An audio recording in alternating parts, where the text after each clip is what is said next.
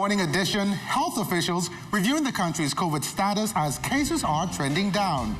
Also, the opening of resorts sounding positive alarms for the job climate. So anytime the labor department here that the employer is about to hire employees or re-engage employees, we always feel good about it. A mother battling cancer appeals for help. Keep telling them I wasn't feeling well. So when I gone and checked, it was too late. Stay with us for those stories when the Morning Edition returns after the break.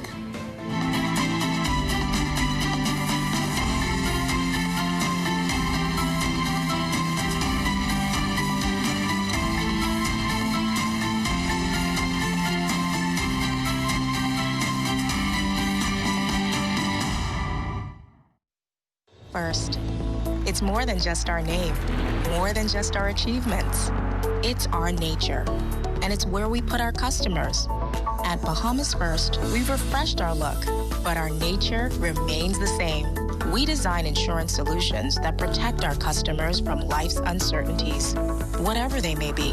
We equip you for the future so that you can recover stronger. Bahamas First, what's first for you comes first for us. We are doing everything we can to make sure that the patients are safe. The Baptist Health System has an infrastructure and protocols to make sure that you continue to have the care that you deserve. We're caregivers. This is what we signed up to do. We show up and we take care of those that are in need. Providing care with my patients that I would want for my own family member. Come into the hospital if you need that care. What matters most is your health. Be proactive about it. Good morning, I'm Lloyd Allen and welcome to the Morning Edition. Now we still have some unsettled weather over the central and southeast Bahamas. Also, lingering sea swells are creating hazardous marine conditions and winds will increase over the northwest Bahamas later this evening. Conditions on the outside here in the capital, 75 degrees Fahrenheit with some clouds amidst the sun. Winds easterly at 7 miles per hour and our humidity level is at 88%. And now we'll look at your extended forecast. Check this.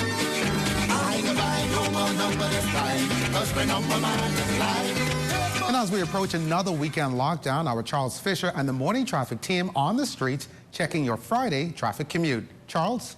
The traffic report is sponsored by Bahamas First. First in insurance. Today, tomorrow. Good morning, everybody. Friday here in the capital. The lockdown will go into effect 8 o'clock tonight here in New Providence and Abaco. Joining us here is Corporal Kim from the East Street South area, where last night there was an accident, as you can see on our drone, thanks to Rodney Davis, our cameraman, working all the shots. An accident last night, but you were telling us there were 2 major accidents last night. Yeah, correction. One would have been yesterday in the afternoon, evening sometime. But first, this accident here would have involved a driver that lost control of his vehicle traveling in the southern direction on East Street, south. When it would have lost control, the vehicle would have spun several times and collided into a utility pole. And as you can see, that is heavily damaged. And another accident involving a motorcyclist that would have been in there, Carmichael and Unison Road. All right, that could have been another fatality yesterday. Thank the Lord it wasn't. We have about 7 persons that are hospitalized as of now in reference to these serious accidents. We also have there were about reported 10 accidents in the 24-hour period. We have seen a significant amount of accidents occurring on the streets of New Providence, especially with injuries and serious injuries. And Mr. Fisher, I'm going to continue to encourage the road users to please drive with due care and attention. There is no need, absolutely no need to rush, to break the laws, to go anywhere on this island to bring injuries or possibly death to yourself or anybody else innocently choice into the streets. And as you can see, the streets here at East Street South are already busy. The lockdown, like I indicated, comes into effect at 8 o'clock tonight. You're going to see a lot of speeding, people rushing to get things done at the last minute today. The thing about it is, we've been at this now for months, Mr. Fisher. This curfew is nothing new right about now. Right about now, we should have already put in place an effective plan in which we can go and do our shopping earlier throughout the day and be back home at a reasonable time without having the speed, overtake carelessly, run poison off the road, pedestrians and other road users. It doesn't make any sense. At the end of the day, all you're doing is you're risking your lives, other persons. You're risking inconvenience yourself because your vehicle is badly damaged or somebody else. And I'm asking the driver so that please drive with due care and attention. Have respect for each other and on the streets as you travel up today. One thing that will come in effect today, we'll see bumper-to-bumper traffic as it gets closer to 8 o'clock. Road rage seems to be playing a factor as well. You know, that's another thing I touched on a few times. And the road rage is like I said one time, it's outrageous. We have persons who, because they have things to do, just like everybody else, they want to put their situation before others. And that's a no-no, all right? Everybody has something to do of importance. Shopping, picking up their family, making whatever important runs you have to make on the street. Take your time. Exercise some patience. Show that brotherly love for one another on the streets. You believe officers will be on the streets around New Providence today. Any final advice as we get set to weekend lockdown? Well, like you indicated last week, persons were still on the street Saturday and Sunday.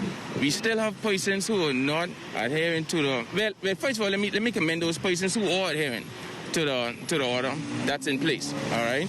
But we still have one or two persons who are taking advantage and they're traversing through the little side corners, especially in the Grove area, Balfour Avenue area, Miami Street area, and those areas. They're still trying to use these little side corners to make their escape to go where they got to go. And I want you to know that we are aware of it, and you will find that officers are going to be patrolling in these particular areas where persons are using the back door, the system. And once you are caught, you will be placed before the court.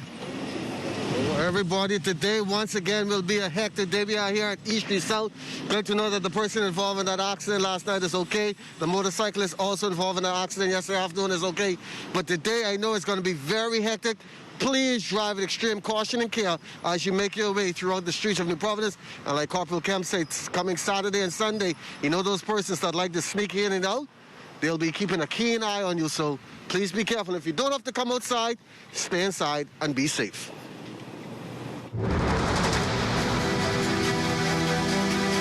Turning now to local developments, COVID numbers trending down. The latest figures are showing 34 new cases, what may have led to the decrease, and the latest COVID developments will be shared by health officials in a COVID-19 update to the nation this afternoon. You can tune into the ZNS TV and radio network at 3 o'clock for live coverage of that press conference. Also, the Bahamas Pharmaceutical Association supporting the Prime Minister and health officials in the fight to protect the economy and control the spread of COVID-19. However, they are now calling for a meeting with the competent authority, citing challenges that curbside operations have had on their business operations. Now, the group feels curbside can affect the sick who at times endure the sun or rain. Also feel pharmacy service lines are becoming COVID-19 hotspots as social distancing guidelines are not readily adhered to, or patients get the experience fatigue with the wait. Now, the association maintains that additional security is necessary, along with an increase in turnover time for prescription filling. The Prime Minister has committed to addressing these and other issues and the way forward for the COVID-19 pandemic during a national address on Sunday. Now that Eleuthera residents have had their say on what should be done to reduce COVID numbers there, officials will now have to decide on the next move. Now, Special Advisor to the Prime Minister, Dr. Merceline Dal-Regis, shares what health officials will do with the information gathered. We take that back and we look at the science, we look at the transmission, we look at the timelines for the infected cases.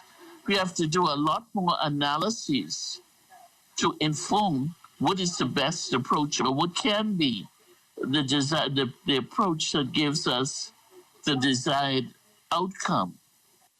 Now, the antiviral drug remdesivir is now being used for the treatment of COVID-19 cases locally. Health Minister, the Honorable Renwick Wells, announced this week that 150 doses have already been secured. For consultant and director of the National HIV/AIDS and Infectious Disease Program, Dr. Nakia Forbes, the drug approved back in October by the United States Food and Drug Administration calls for specific criteria that must be met for patients using the drug. We're very happy to have the supply of remdesivir, the first FDA-approved COVID treatment.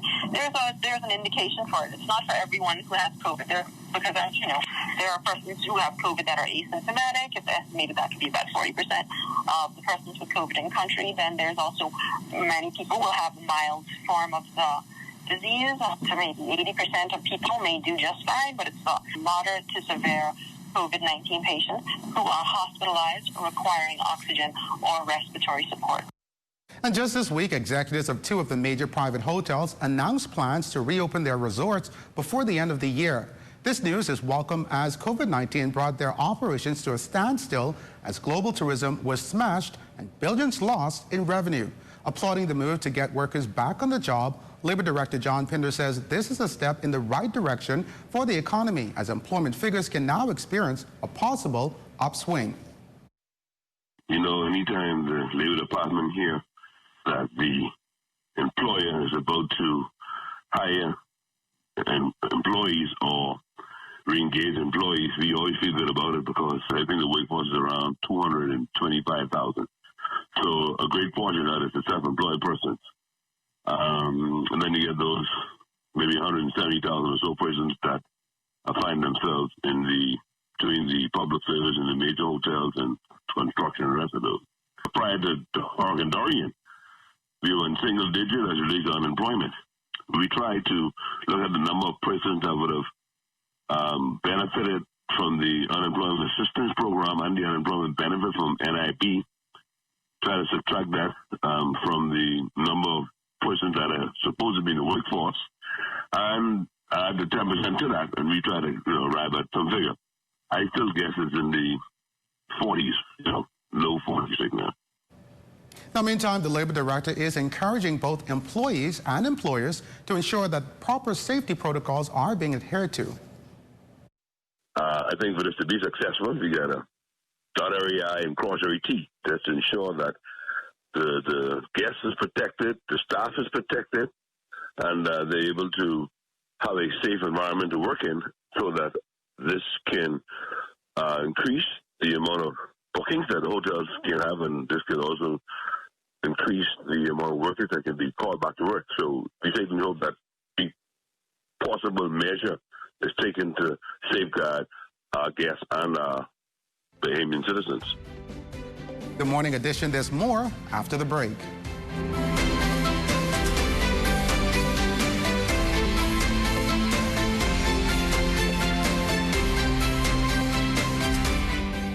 You are a healthcare worker. Thank you for fighting on the front lines against COVID-19. It is normal to feel stressed when taking care of others who don't feel well. But remember to take care of yourself. Don't forget to rest between shifts, eat healthy meals, engage in physical activity, and stay connected to family and friends. Avoid harmful coping strategies like drinking alcohol. For managers of healthcare workers, the same tips apply to you. Here's how you can help. Consistently give updates. Rotate staff between high and low stress level functions. Encourage work breaks and ensure that they know where they can find help. We are here for you.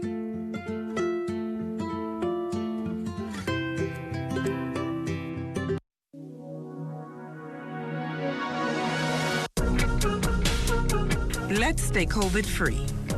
Remember the 3 S's. Sanitize, social distance, and stay inside.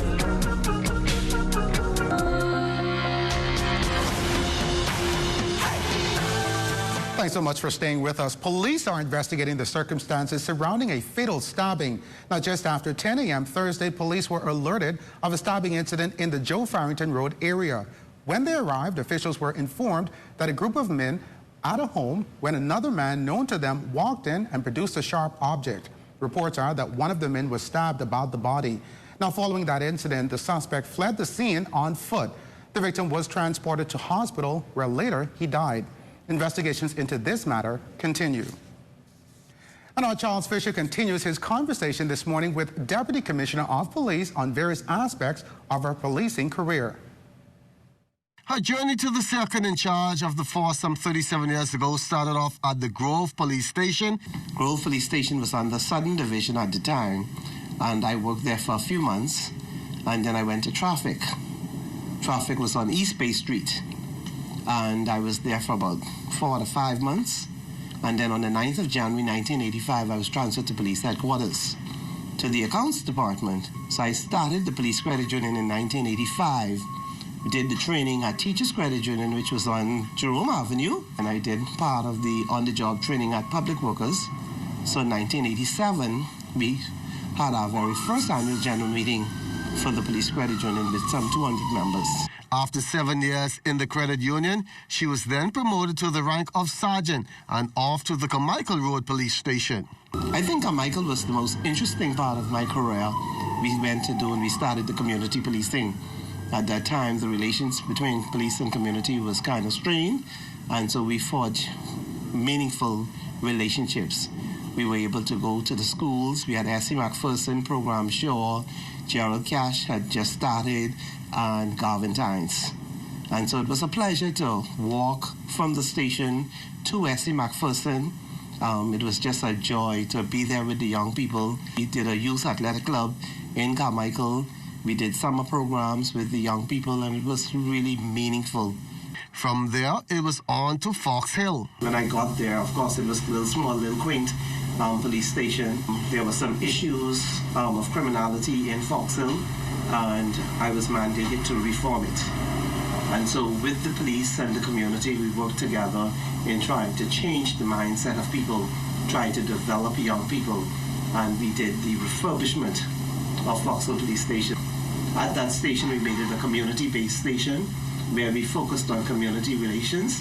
We did a computer lab in there, and we had classes for young people 4 days a week. And we also had a basketball court in the back where we had basketball games between the people in the community, the churches, and all of that. The transition didn't stop there. Move forward to 2010. I then became the officer in charge of the whole Eastern Division. So Elizabeth Estate Station then became the mother station, and Fox Hill became a substation under that. And so we continued the partnership with the youth, with the young people and the community, trying to bridge the gaps and all of that. I spent 2 years there, and then I went to airport. I was there briefly for a couple of months, and then I went to Eleuthero. Yes, the island of Eleuthero, that must have been a change. Found people who were powerful, who loved, policing. I partnered with the Cancer Society. I went and I joined Rotary, and we did a lot of work. We had the School for the Exceptional Learners in Governor's Harbour, and I went to every school in Eleuthero. Eleuthero had 25 schools. Did reading programs, attended their sports day, their careers day, whatever it was that the community was having, we partnered with them. So now as deputy, her relationships built over the years has definitely made her who she is. I hope to go back into the community to do some more thing, some work and all of that. Policing is a career that it's bridged. It takes you into so many directions. You get to meet people, you meet people from different walks of life, to intermingle with them, to really forge some meaningful relationships. For the Morning Edition, I'm Charles Fisher. And a private burial service will be held for former Progressive Liberal Party cabinet minister and parliamentarian, the late Honorable Darla Rule, at 10 o'clock this morning at Lakeview Memorial Gardens. The Andros native was elected to the House of Assembly back in 1971 as a member of parliament for Mangrove Key. He served as a parliamentarian until his retirement in 1997. Now, the late cabinet minister served as the Minister of Labor, National Security, Education and Culture, and Transport and Home Affairs. Party Chairman Fred Mitchell reflects. Well, the foundations for a number of policies today, from education, national security, transport, you can all look to the time of Darla Rule as having developed those. He was particularly adept at managing the immigration issues and the immigration crises of his time. And so he'll be remembered for that as well. And Role's younger brother, Ezra Role, also reflects on his brother as a career politician and one who had a strong bond with his family. I'd like the country to reflect on the contributions that he made. Darla was a selfless Bahamian. He was a patriotic Bahamian. But when you look at all of the all of the institutions that make up a modern Bahamas, Darrell Roll's fingerprints are all over them. You know, whether it's the Royal Bahamas Defense Force, whether it's the National Insurance Board, whether it's the initial College of the Bahamas when he was Minister of Education. These are all part of our modern Bahamas that he either wrote legislation for or he played a pivotal role in their establishment. And this morning, we turn to a private school which has impacted the lives of many in our community. And now some of those individuals are giving back. Charles Fisher has more. Showing appreciation for the school that made them who they are today, the Alumni Association of Prince William came bringing gifts of computers and laptops for students to use during this pandemic. Making the presentation was Alumni President Laurie Lightfoot. It is really humbling to assist the school in this time of virtual learning. On behalf of the association, Mrs. Isaacs, we would like to present you with these small gifts of computers to assist the persons who are unable at this time to afford laptops. Thank you so very much, Mrs. Lightfoot and alumni, for your generous and thoughtful contribution, especially in times like these during this pandemic. We do have a lot of students who cannot get online because they're using their phones and they do not have access to all of the things that the laptop would have access to. So I am extremely grateful. School's principal, Ophelia Isaacs, noting that this has been a tough year for parents and students. We have some children who were displaced from Abaco that we still have with us, that we're working with, trying to help them out. And we do have a number of students who are on half scholarships because their parents were working in the hotel industry, and we kept them on. And so we are just delighted that you thought of us, that you remembered to give back. God bless you immensely. The school, which once had an enrollment of close to 1,000, now has seen a decline. In the high school and the primary. Now in the primary we have about 300, and in the high school we lost about 100 kids, so we have about 500 and change. But they're doing well online, and we're working. All of the teachers are training. Every single week we have ongoing training, and we upgraded to fiber so that we wouldn't have some of the challenges that the other schools are having. We are a domain, and we're on the ball. There are other initiatives planned by the Alumni Association, so they are asking all former students to get on board. That you help. This is a school that really made us who we are today. How little that might seem to other persons. So we really need your financial support. No matter how small it is, it will be kept confidential. For the Morning Edition, I'm Charles Fisher. And imagine being at the precipice of a goal to suddenly find out that a life-threatening diagnosis could reduce your one opportunity filled with life to the possibility of just one more year alive. Hear this story of a young mother on the front line of her battle with cancer. Behind this door is a 39-year-old mother of 7 who is battling cancer and is asking for your help for a new lease on life and to achieve her dream of becoming a nurse. Her waking hours have become a struggle to endure. Speaking from her bedroom and undergoing continued pain, Nadia McIntosh says 3 years ago, life is not just pain-free, but a joy. She was living her best life and on the verge of attaining her goal of becoming a nurse. I didn't give up on it, but someone sent me a flyer with the trained clinical nurse to do what COB was doing with a scholarship. And I applied and they called. That's how I get into that. And I always had care for people, taking care of people. Although the journey to nursing came later in life, she says taking care of her children has always been a major priority. But after starting college in her late 30s and nearly completing counsel, a final phase for nursing students, she says it all started. Nursing school from 2017, I wasn't feeling well. I keep telling them I wasn't feeling well. So when I go on and check, it was too late. It was then that Nadia was informed of her illness, and since then, life has changed. When I first found out I had stage 2 cervical cancer, as I used to I had been standing up, and the blood would just come right down my legs. I couldn't work any longer, so I had to stay at home. So I never really went full force on the work field. Only like maybe 4 months or 3 months, and then I had to come home. She says as the months have passed, her condition has worsened. Doctors say her cancer has now moved into her rectum, giving her a 1-year prognosis. Her family have done their best to console her, but their hope continues to dwindle.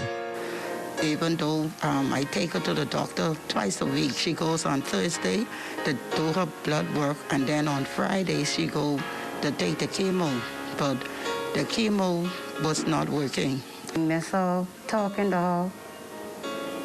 We go in and sometimes we go to church, sometimes we go out. Certain things we don't do anymore. Nadia is hoping to raise around $50,000 to allow for a second opinion and possibly a new treatment for the cancer. Member of Parliament for Pinewood Gardens, Reuben Ramming, says he has spent some time getting to know the family and is making this appeal for Nadia. It is unfortunate that the fundraising drive has been very, very, very slow for Nadia. And I would hope the viewers will take note of the account that is at the bottom of the screen, because this is your way you could reach out and you could help Nadia in this situation. An account has been opened at Suncash as well as at the Bank of the Bahamas to assist this mother of 7 to not only possibly win her battle against cancer, but to live life for her children and to once again dress in her nursing garb to do what she says she was born to, help others and save lives. Well, we'll take a break at this time. On the other side, there's more news.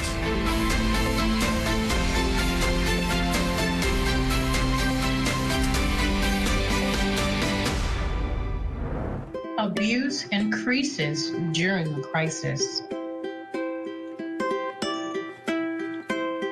The physical, mental, and social issues that emerge from abuse affect us individually and as a community. Though meant to protect us, distancing measures can increase the risk of women and children to being abused.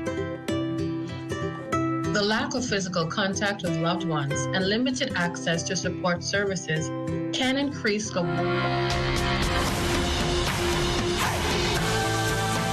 With so many affected by challenging times, artists around the world have changed the tune, so to speak, with a harmonious message of support, camaraderie, and the reminder that it all will be okay.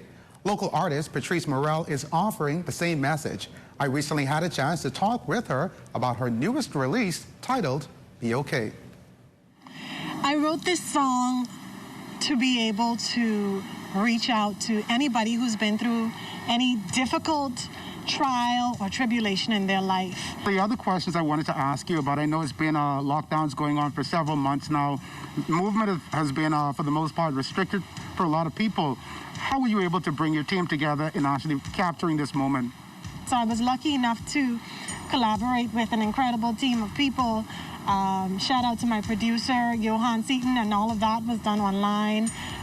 The recording here locally with Sketch, and I met up with Craig Joaquin, and he and I automatically started talking about the concept of the song. Yes, it was different from what I typically release, but I think right now this is what people need to hear. People need to hear a message of encouragement.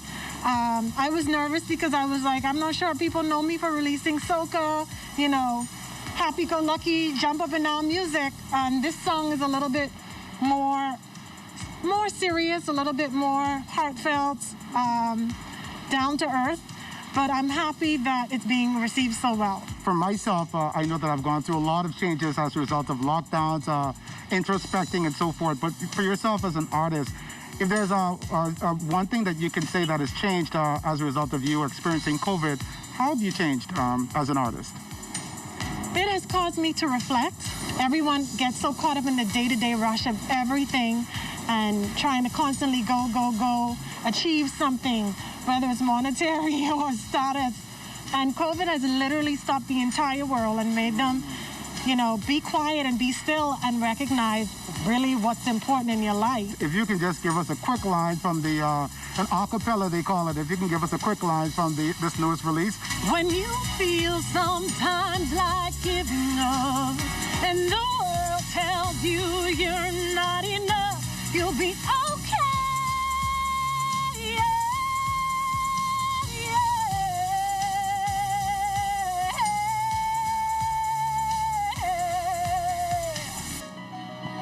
Of course, those are some of the words from her newest release. It's called Be Okay. This is our very own Patrice Morell celebrating Bahamian stars and, of course, celebrating all of those persons who have been through difficult times, but being reminded that everything will be okay.